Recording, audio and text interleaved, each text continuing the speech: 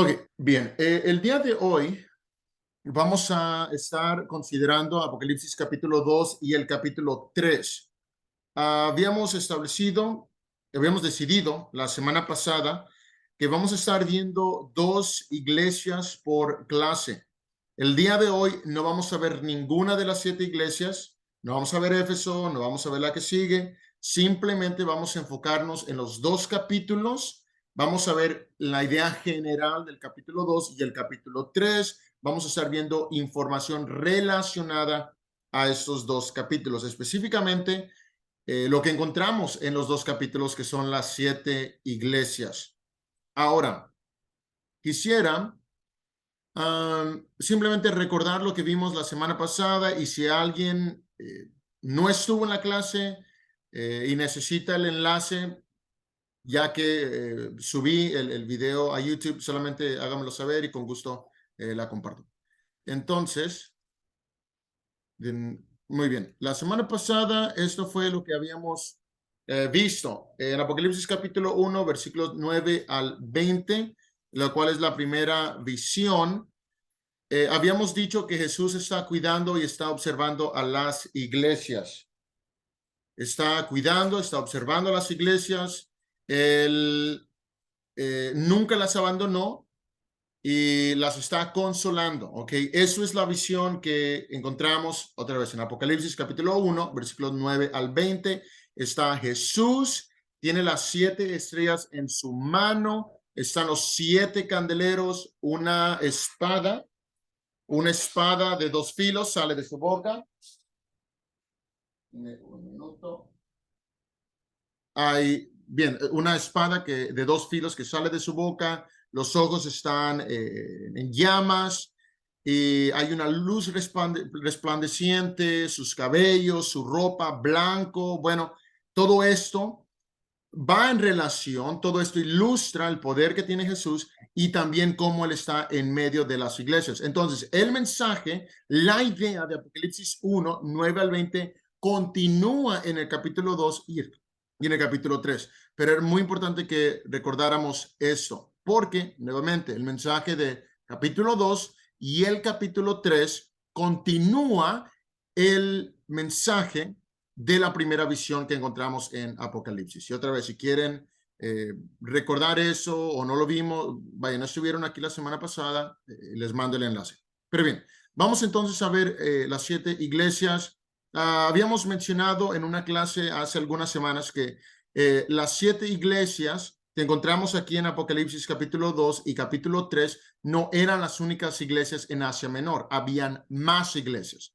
Entonces, había más de una iglesia en Asia Menor, había más de 7 iglesias en Asia Menor. Sí tenemos a Éfeso, Esmirna, Pérgamo, Tiatira, Sardis, Filadelfia y la Odisea, es verdad, pero habían más. En Colosenses capítulo 1, versículo 2, versículo 4 y, perdón, el versículo 1, capítulo 1, versículo 2, capítulo 4, versículo 13, y en Hechos 26 y 7 se nos mencionan 3 iglesias que había en Asia Menor. Está la iglesia ahí en Colosas, Troas, y también había otra según Colosenses capítulo 1, versículo 2, 4, 13 y Hechos 26 y 7.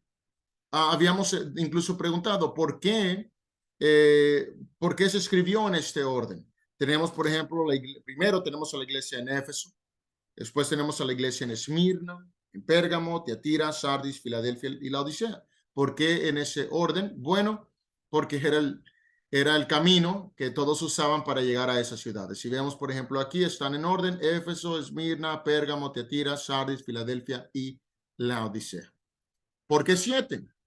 ¿Por qué 7 iglesias? ¿Por qué no se hace mención a la Hierápolis o Colosas o Troas? ¿Por qué no? Bueno, porque 7, como ya habíamos dicho en una clase anterior, representa o significa un número perfecto. Entonces representa simbólicamente a todas las iglesias de Cristo.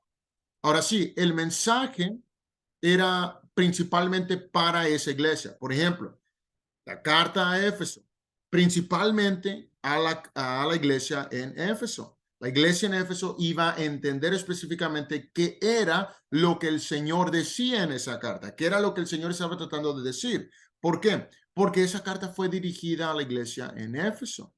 Si la iglesia en Laodicea hubiera recibido la carta que fue enviada a Éfeso, posible que la iglesia en Laodicea hubiera dicho, bueno, pues yo no sé qué problema está tratando, ese problema no es de nosotros, porque ese problema era el problema en la iglesia en Éfeso. Ahora, ok, entonces el mensaje de una era para esa iglesia específicamente, pero el principio, la regla, las aplicaciones eran para todas las iglesias. Por ejemplo, la iglesia en Éfeso tenía un problema. ¿Cuál era el problema? Habían perdido a su primer amor. La iglesia en Éfeso iba a entender qué era lo que el Señor Jesús trataba de decir, porque la iglesia en Éfeso tenía ese problema. Nosotros ahora en día estamos conscientes que hay iglesias que también han perdido a su primer amor. Habían iglesias ahí en Asia Menor que aceptaban a los falsos. Bueno, ¿qué creen? Ahora en día también hay iglesias que aceptan a falsos. Entonces, aunque el mensaje era directamente a cada iglesia, el principio, las reglas, las aplicaciones son para todos. No solamente eso, pero en estas cartas también vemos lo que es la autonomía. Cada iglesia era responsable por lo que estaba sucediendo allí en esa iglesia local. ¿Ok? Los problemas en Éfeso tenían que ser arreglados por la iglesia en Éfeso. Los problemas que había a lo mejor en la Odisea, bueno, tenían que ser arreglados. ¿Quién iba a tratar esos problemas? ¿Quién iba a dirigirse a esos problemas, abordar esos problemas? La iglesia en la Odisea, nadie más. Entonces, aquí están otra vez las siete iglesias en el orden en el que iban recibiendo las cartas.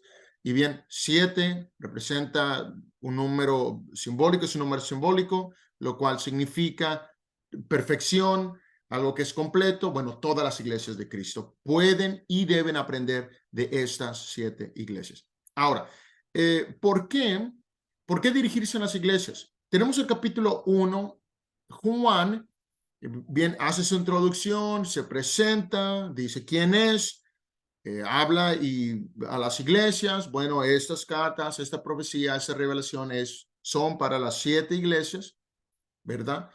Entonces, también presenta a Jesús como el testigo fiel, como el primero y el último. Bueno, lo presenta de muchas formas. Habla de Jesús y luego habla de una profecía, habla de una visión, presenta una visión. Tenemos del 9 al 20, el capítulo 1, una visión. Entonces, ¿por qué poner una pausa y capítulo 2 y capítulo 3 hablar de las iglesias? Y luego ya, por ejemplo, regresamos al capítulo 4 y ahora sí otra vez visiones, visiones, visiones, del capítulo 4 hasta el final. Visiones, visiones, visiones. Pero ¿por qué hay, podríamos decir, este paréntesis de iglesias en medio aquí del libro de Apocalipsis? Y de hecho, para algunos se ha hecho muy curioso esto, o vaya, ha sido de mucha intriga para algunos que han dicho que a lo mejor estas cartas, o el capítulo 2 y el capítulo 3, fueron añadidos a la escritura, al libro de Apocalipsis, tiempo después, pero no hay evidencia para ello. Entonces tenemos otra vez una visión y luego una pausa para hablar a las iglesias y luego continúa con las visiones. ¿Por qué? ¿Alguien quisiera decirme por qué creen ustedes que está sucediendo esto? Y si no, necesito, ¿es decir algo? No, sí, no está uno tiempo que predicarle y avisar. No. Ajá. Sí, sí, sí. Tu pregunta era que por qué hay una pauta en revelaciones y luego, o sea, primero es la visión y En el luego... capítulo 1 Ajá. terminamos el capítulo 1 con una visión. ¿Okay? Uh-huh. Y inmediatamente, empezando el capítulo 2 al capítulo 3, capítulo 2 y capítulo 3, tenemos epístolas breves, 7 epístolas breves a las 7 iglesias. Las 7 iglesias que Juan mencionó en el capítulo 1. Y luego ya después en el capítulo 4, Juan continúa con las visiones. ¿Por qué está eso allí en el capítulo 2 y el capítulo 3? ¿Por qué no continuar con las visiones, con la narrativa de esta historia, porque bien habíamos dicho, un Apocalipsis, un libro que contiene lenguaje apocalíptico, contiene una historia, una narrativa. Aquí esto no es una narrativa, esto no es una historia, estos son epístolas, ¿okay? Lo cual es algo extraño porque se supone que el libro de Apocalipsis es un libro profético, pero también es un libro apocalíptico y es un libro que contiene epístolas. ¿Por qué están las epístolas aquí? ¿Por qué incluso dirigirse a las iglesias? ¿Por qué no continuar con las visiones? Esa es la pregunta. Ah, ok. Mm, pues específicamente no sé, pero mi pensar es, por ejemplo, el propósito de revelaciones en sí es traer, o era para traer consuelo a los cristianos de ese entonces. Eso tiene relación como quiera con las epístolas que iban específicamente dirigidas a varias iglesias, porque Sí, claro. cada mensaje de cada iglesia era un mensaje de consuelo y todo el libro profético tiene un mensaje de consuelo.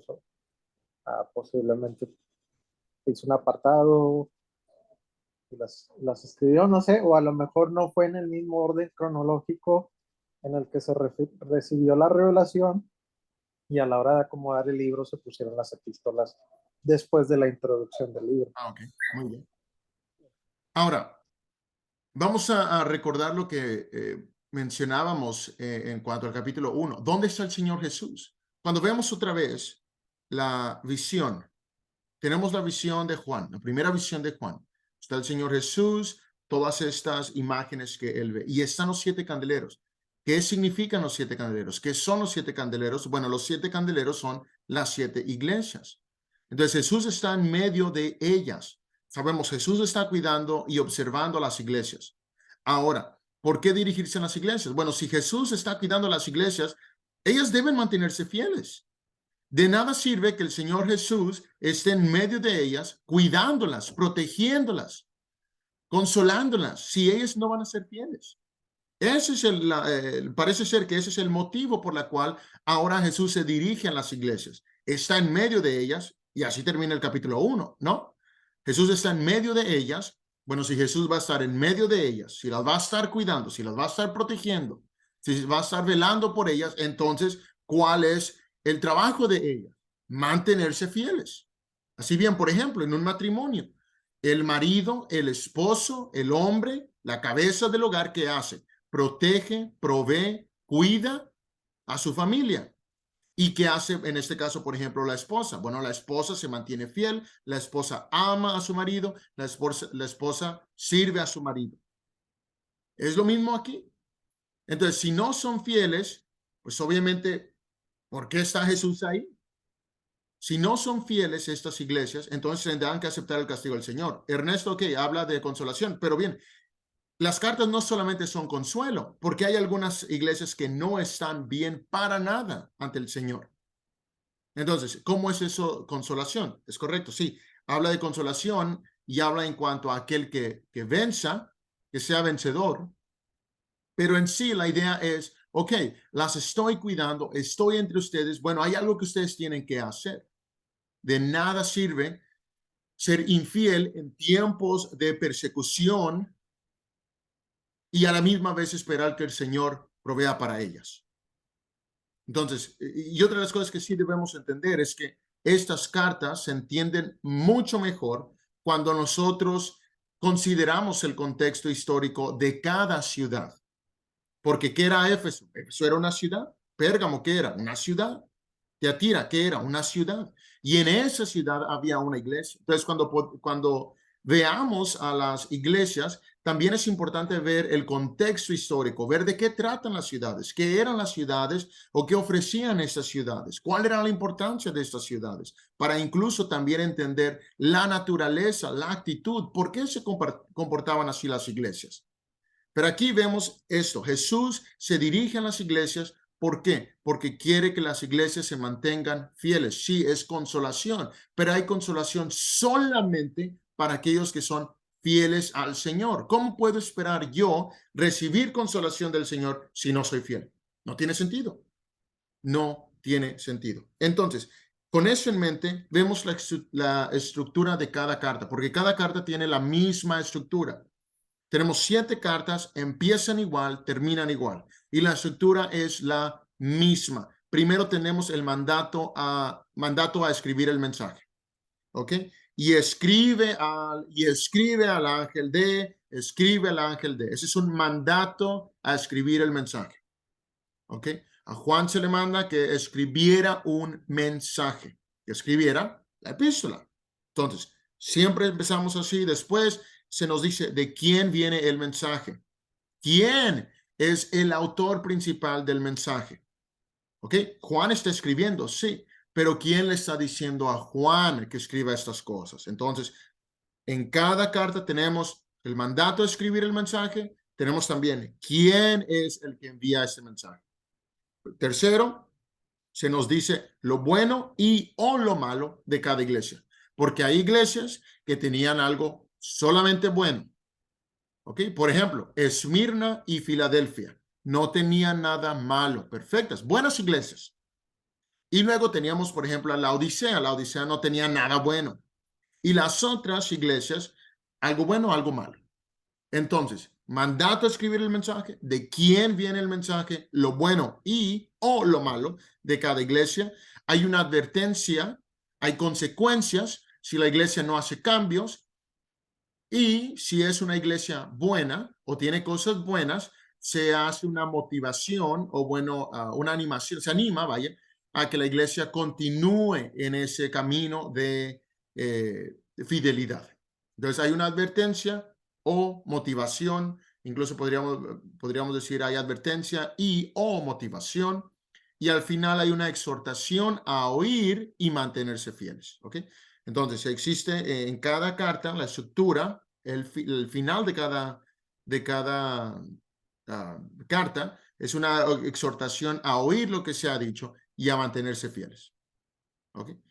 Entonces, esa es la estructura de cada carta. Pero lo que vamos a ver el día de hoy, vamos a enfocarnos específicamente en las similitudes que existen en cada carta. ¿Okay? Entonces, vamos a ver similitudes en cada carta. Es decir, las 7 cartas contienen similitudes. Bien, hablamos de, es correcto, hay iglesias buenas, hay iglesias malas, hay iglesias que tienen cosas buenas y cosas malas. Ahora, como mencionamos al principio, estos problemas eran para ellos, eran los problemas que ellos tenían. Estas cartas eran para ellos. Cuando la iglesia en Pérgamo recibe la carta, la iglesia en Pérgamo sabe de qué trata eso. Nosotros a lo mejor no tenemos exactamente los mismos problemas que la iglesia en Pérgamo, pero las aplicaciones son las mismas. Nosotros somos parte de la iglesia del Señor y todos nos reunimos en diferentes lugares. ¿Ok? Ahora, algunos nos podemos reunir, a lo mejor algunos somos miembros en iglesias malas, como la Odisea, a lo mejor algunos estamos en iglesias muy buenas, como Filadelfia. Algunos de nosotros, y me atrevo a decir que la mayoría de nosotros, hemos conocido o hemos sido parte o estamos actualmente en una iglesia que tiene cosas buenas y cosas malas. Ahora, aquí vemos otra vez, en cada carta, similitudes, tenemos cosas que se vuelven a repetir una y otra vez. Es decir, cada iglesia recibió esas mismas frases, obviamente, pues las similitudes. ¿Ok? Bien. Mónica, ¿puedes leer, por favor, el capítulo 2, versículo 1? Escribe al ángel de la iglesia en Éfeso, el que tiene las 7 estrellas en su diestra, el que anda en medio de los 7 candeleros de oro, dice esto. Muy bien. Ahora, en el versículo 1 tenemos ya algunas de las frases que se repiten en cada iglesia. Una de las primeras frases, y de hecho la primera frase que encontramos en cada carta, es escribe al ángel en la iglesia en. Escribe al ángel en la iglesia en, y luego ya se nos dice en dónde. Y eso lo tenemos en el capítulo 2, versículo 1, versículo 8, versículo 12, versículo 18, capítulo 3, versículo 1, versículo 7 y versículo 14. Escribe al ángel en la iglesia en. Ahora, ¿quién tenía que oír la carta? ¿Quién iba a oír la carta? Bueno, la iglesia. Pero noten ustedes que la carta, al parecer, era para el ángel de la iglesia. Escribe al ángel en la iglesia. Pero ¿quién iba a oír el mensaje? La iglesia. Entonces, sí, escribe al ángel en la iglesia. Entonces, ¿quién recibiría la carta? El ángel. Pero la iglesia era quien oiría el mensaje. ¿Ok? Ahora, ¿quién es el ángel en la iglesia? ¿Quién es? Honestamente, no importa. No importa quién es ese ángel. Y realmente no deberíamos tomar tiempo tratando de averiguarlo, de entender, vaya, quién es el ángel. Porque no es importante. Lo que sabemos es que, lo que sí sabemos es que obviamente no es un ángel literal en el sentido de un ser espiritual. ¿Okay? En un estudio que tomamos hace ya mucho tiempo hablamos sobre los ángeles y la iglesia y cómo no, la iglesia no tiene un ángel. La idea aquí de algunos, y de hecho algunos han tratado de especular a quién se refiere, algunos dicen que el ángel otra vez se refería o se refiere a los líderes de la iglesia, puede estar hablando, por ejemplo, de los ancianos, del evangelista, no sabemos. Algunos otros dicen que el ángel era el espíritu o la naturaleza de la iglesia personificada, es decir, que el ángel era una personificación de la naturaleza o el espíritu de la iglesia. Y algunos, de hecho, ah, se apegan un poco más a esto, ya que, pues, ¿quién iba a recibir la carta? El ángel. ¿Quién iba a oír la carta? La iglesia. Entonces, recibía la carta del ángel y es como que, bueno, la carta era para quién? Era para la iglesia. Pero bien, igual, no importa. Lo que sí sabemos es que el ángel de la iglesia está en la mano del Señor. ¿Cómo sabemos eso? Bueno, regresamos a capítulo 1. En el capítulo 1, en esa visión, ¿dónde están las 7 estrellas? Están en la mano del Señor. ¿Quiénes son esas 7 estrellas? Los ángeles. Entonces, la idea es que el ángel, en ese caso, en la iglesia en Éfeso, está en la mano del Señor. Y volvemos a lo mismo. ¿Quién tiene el control de la iglesia? El Señor. ¿Quién está cuidando a la iglesia? El Señor. ¿Quién tiene el derecho de decir, no te voy a cuidar, ya no te voy a proteger? El Señor. Ok, entonces tenemos esa frase. Muy bien, la segunda frase es él y luego algún tipo de descripción dice esto. Por ejemplo, en el versículo 1, él que tiene las 7 estrellas en su diestra, otra vez, ¿quiénes son esas 7 estrellas? Los ángeles.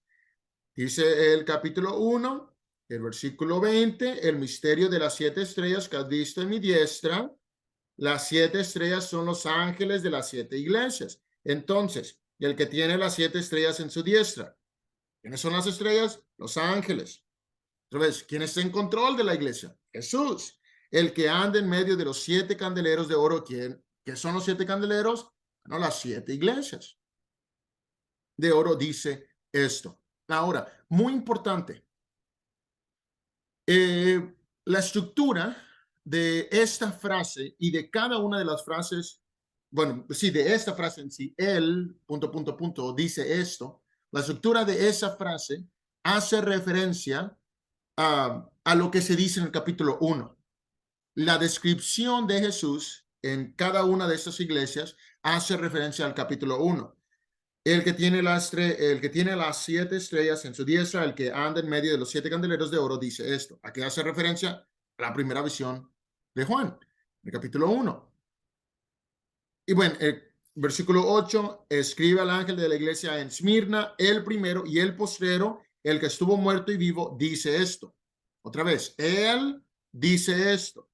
¿De dónde sacó Juan esta información, el primero y el postrero, el que estuvo muerto y vivo, dice esto, es una referencia al capítulo 1. El versículo 12, y escribe al ángel de la iglesia en Pérgamo, el que tiene la espada aguda de 2 filos, dice esto. ¿De dónde sacó la espada aguda de 2 filos? Del capítulo 1, de esa espada de 2 filos que sale de la boca. Entonces, todas estas frases en el capítulo 2 y el capítulo 3 de él dice esto, hacen referencia al capítulo 1 de Apocalipsis. Pero él dice es muy importante, porque las cartas vienen con sello de autoridad. Juan es el que está escribiendo, pero ¿quién es el autor? ¿Quién es el que está diciendo estas palabras a la iglesia? No es Juan, no es de su mente, sino viene de Jesús, viene con un sello de autoridad.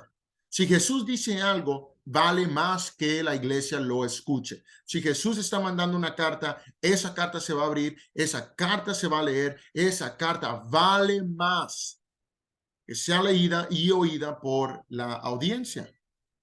Entonces, la iglesia está esperando respuesta. Jesús obviamente se dirige a ellas para tratar de abordar la confusión que había. Hay una confusión, hay un problema, hay persecución, hay dolencia, hay muchas cosas que están sucediendo. Bueno, Jesús va a dirigirse, Jesús va a contestar, Jesús les va a decir lo que está sucediendo. Entonces, las cartas vienen con sello de autoridad. ¿Ok? Entonces, ahora, obviamente también otra de las cosas que es importante notar es que la estructura de esta frase hace referencia a lo que un emperador diría en un discurso. ¿Ok? Entonces, cuando los emperadores en aquel tiempo hablaban, ellos usaban este tipo de estructura. ¿Ok?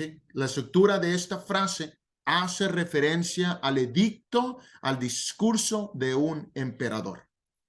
¿Ok? Entonces los judíos inmediatamente iban a hacer conexión con eso. Iban a decir, oh, ¿quién es el que, el emperador del mundo? Jesús es el emperador del mundo. Jesús es el rey de reyes. Jesús está sobre todos. Y eso también lo encontramos en el capítulo 1 de Apocalipsis. Vemos otra vez esas conexiones. Bueno, otra de las frases que tenemos es, yo conozco tus obras. Yo conozco tus obras. Muy importante. ¿Por qué? Bueno, otra vez, ¿dónde está Jesús? Jesús está en medio de las 7 iglesias. Jesús está en medio de ellas y puede ver lo que están haciendo. Jesús es omnisciente, Jesús está vivo. Obviamente Jesús sabe lo que está sucediendo. Al decir yo conozco, hay una sabiduría perfecta del Señor. Él sabe exactamente qué es lo que está sucediendo. Él sabe exactamente qué es lo que las iglesias están haciendo. Y por lo tanto, el juicio de Jesús será justo, porque Jesús ve lo bueno y lo malo que están haciendo las iglesias. Ahora, esto es consuelo, pero también es muy inquietante. ¿Por qué? Porque si algo malo me pasa a mí, yo sé que el Señor lo sabe. El Señor me va a proteger, el Señor me va a cuidar. Pero a la vez también, si yo hago algo malo, entonces el Señor también lo sabe. El Señor también va a poder ver eso y también obviamente habrá un castigo. Y aquí, por ejemplo, otra vez lo que hablamos la clase pasada, no sé si recuerdan de Mateo 18:20, cómo muchos usan ese versículo, donde están 2 o 3 reunidos, yo estoy ahí en medio de ellos, dice Mateo 18:20. Donde están 2 o 3 congregados en mi nombre, yo estoy ahí en medio de ellos. Ese versículo no está hablando del servicio, no está hablando de la congregación, está hablando de cuando un grupo de personas se juntan para ¿hacer qué? Para arreglar un problema. ¿Por qué no usar esos versículos? Yo conozco tus obras. Jesús está en medio de la iglesia. Si Jesús está en medio de los 7 candeleros, Jesús obviamente sabe lo que las iglesias están haciendo. Jesús sabe los defectos de las iglesias, Jesús sabe las virtudes de las iglesias. Jesús sabe en qué condición está, por ejemplo, donde se reúne Terry, en la central. Jesús sabe cuál es la condición de la iglesia donde se reúne, por ejemplo, Katia, Mere, la Mildred. Jesús sabe cuál es la condición de la iglesia allá, por ejemplo, en Nuevo Laredo, como también sabe la condición de la iglesia donde yo me reúno. Y eso, otra vez, es de mucho consuelo, pero a la vez también es muy inquietante y causa también para algunas iglesias algo de ansiedad. Porque si sé que estoy haciendo lo malo y el Señor me está viendo, entonces, tengo que hacer cambios. Otra vez, si Jesús está en medio de las iglesias, Jesús escribe estas cartas, quiere que las iglesias sepan, ok, yo las estoy viendo. Yo estoy viendo lo que están haciendo, estoy viendo si están haciendo el bien, estoy viendo si están haciendo el mal. Yo puedo ver si son fieles o no. No van a engañar a nadie. No pueden engañarme a mí. No pueden engañar a Dios. Entonces, ok, quieren protección, quieren cuidado, sí hay problemas, hay persecución, hay muchas pruebas, es verdad. Pero ¿qué están haciendo ustedes? Yo puedo verlas. Entonces, obviamente en esos versículos yo conozco tus obras, lo bueno, lo malo, todo. Jesús es el inspector de la iglesia. Jesús sabe en qué condición está la iglesia, mejor que nadie. Jesús sabe exactamente en qué condición se encuentra la iglesia. Y lo que Jesús quiere hacer es que estas iglesias también entiendan en qué condición y que las iglesias mismas se den cuenta, mediten un poco en lo que están haciendo. ¿Cómo están ellos sirviendo al Señor? ¿Son iglesias fieles? ¿Son iglesias infieles? Si hay fidelidad, hay promesas, hay premios, hay bendiciones. Bueno, si son infieles, hay castigo, hay pruebas, hay consecuencias. Entonces, eso también encontramos en cada una de estas cartas. Y lo mismo nos dice a nosotros. Jesús conoce las obras de la iglesia en Harlingen, conoce las obras de la iglesia en Bronzeville, conoce las obras de la iglesia en México. Él lo sabe. ¿Qué otra frase aparece más de una vez? Bueno, el que tiene oído, oiga lo que el Espíritu dice a las iglesias. Una y otra vez, a las siete cartas, a las 7 iglesias, las 7 epístolas, esta frase aparece. El que tiene oído, oiga lo que el Espíritu dice a las iglesias. El versículo 7, versículo 11, versículo 17 y versículo 29. En el capítulo 3, versículo 6, versículo 13 y versículo 22. El que tiene oído, oiga lo que el Espíritu dice a las iglesias. Ahora, la pregunta de algunos sería, ¿por qué agrega al Espíritu? O vaya, ¿por qué dice, oigan lo que el Espíritu dice a las iglesias? ¿Qué no es Jesús? ¿Qué no es Jesús? ¿Quién está hablando a las iglesias? ¿Por qué ahora hablar del Espíritu? ¿Qué tiene que ver el Espíritu aquí? Específicamente en el versículo 7, en el 11, el 17, el 29, capítulo 3, versículo 6, 13, 22. Si al principio, se supone que al principio de la carta, el dice esto, hablando de Jesús. Jesús dice esto. ¿Por qué ahora dice, el que tiene oído, oiga lo que el Espíritu dice a las iglesias? ¿Qué no es el mensaje de Jesús? ¿Cómo podríamos nosotros armonizar esto con lo que Jesús está diciendo? Bueno, Jesús, el que es el que está hablando a las iglesias, es verdad. ¿Qué está haciendo Juan? Juan está escribiendo. ¿Qué está escribiendo? Bueno, leemos otra vez. El capítulo 1 está escribiendo un libro. Ahora, tenemos Dios Padre, Dios Hijo, Dios Espíritu Santo. ¿Quién está relacionado en la inspiración, o vaya, la obra de la inspiración, en el trabajo de inspiración para que ahora nosotros tuviéramos el escrito? El Espíritu Santo. ¿Qué iban a recibir las 7 iglesias? Iban a recibir una carta. ¿Quién inspiró a Juan a escribir la carta? El Espíritu Santo. Entonces, otra vez aquí en el capítulo 1 y en el capítulo 2 tenemos al Espíritu Santo, tenemos a Jesús, tenemos a Dios, otra vez los tenemos a los 3. El mensaje es de Jesús, sí, el Espíritu Santo está inspirando a Juan a que escriba esto. Oigan lo que el Espíritu dice a las iglesias. Ahora en día, el Espíritu nos habla a nosotros a través de la Escritura. ¿Por qué? Porque fue el Espíritu Santo, Dios, quien inspiró a los hombres a escribir estas cosas que ahora nosotros tenemos. Exactamente lo mismo que está sucediendo aquí en Apocalipsis. El que tiene oído, oiga lo que el Espíritu dice a las iglesias. Y obviamente oír era, iban a leerlo, lo iban a entender, lo iban a obedecer. Aquí el punto es que el oír era algo personal e individual. El oír es personal y es individual. Es decir, sí, Jesús está hablando a la iglesia en general, pero el mensaje al final se vuelve individual. El que tiene oído. Y no solamente eso, pero también consideramos y vemos cómo el Señor jamás ha obligado a nadie a que haga algo que no quiere hacer. En otras palabras, Jesús, Señor, nunca obliga a alguien a que rompa su libre albedrío. Esa persona quiere aceptar, esa persona quiere obedecer, ok, es decisión de esa persona. El oír es personal e individual. El mensaje de cada una de las iglesias empieza en general hablando a la iglesia y termina con el individuo. Me gustaría decir que es como un funnel. No sé cómo se diga esto en español. ¿Embudo? Creo que sí, creo que es un embudo.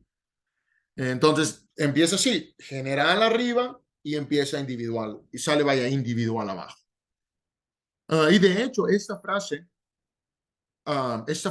de el que tiene oído, oiga, era una de las frases que Jesús usó en muchas ocasiones. Mateo 11, capítulo 11, versículo 15, capítulo 13, versículo 43. Más de una vez el Señor dijo eso. El que tiene oído, oiga. Realmente todos tenemos oído, pero Jesús está hablando con el individuo que realmente quiere hacer cambios.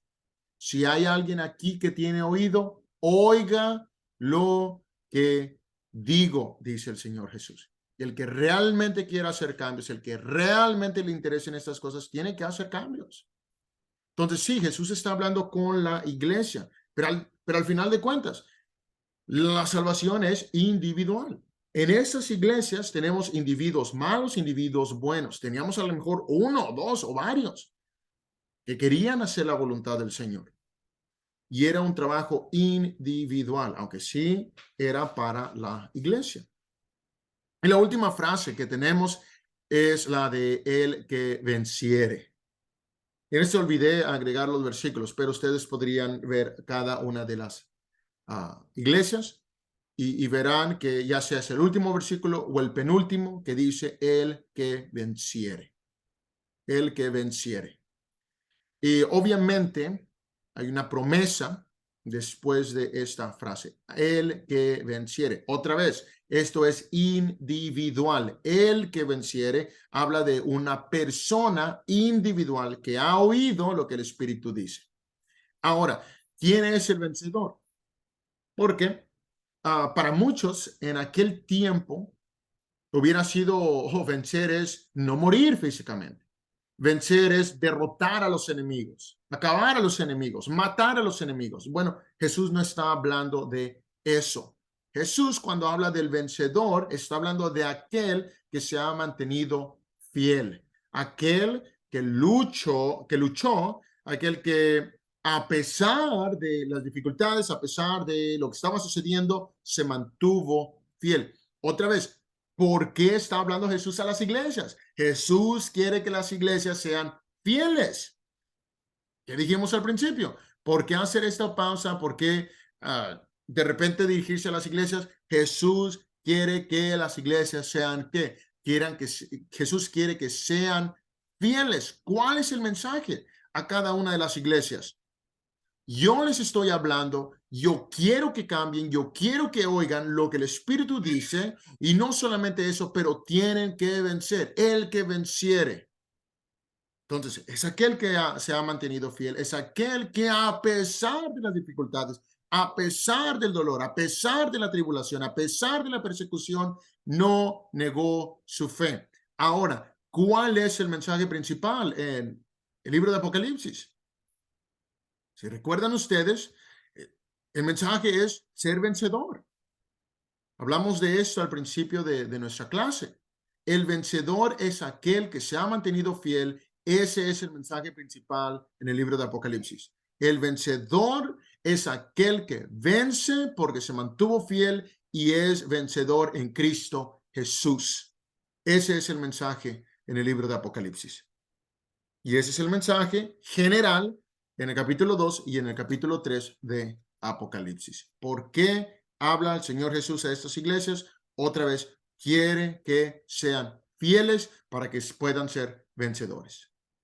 Y obviamente habla a la iglesia, habla al individuo. Hay iglesias muy malas, pero me atrevo a decir que incluso ahí hay santos que quieren hacer la voluntad del Señor, que están tratando de ayudar a la iglesia a salir de esa condición pecaminosa.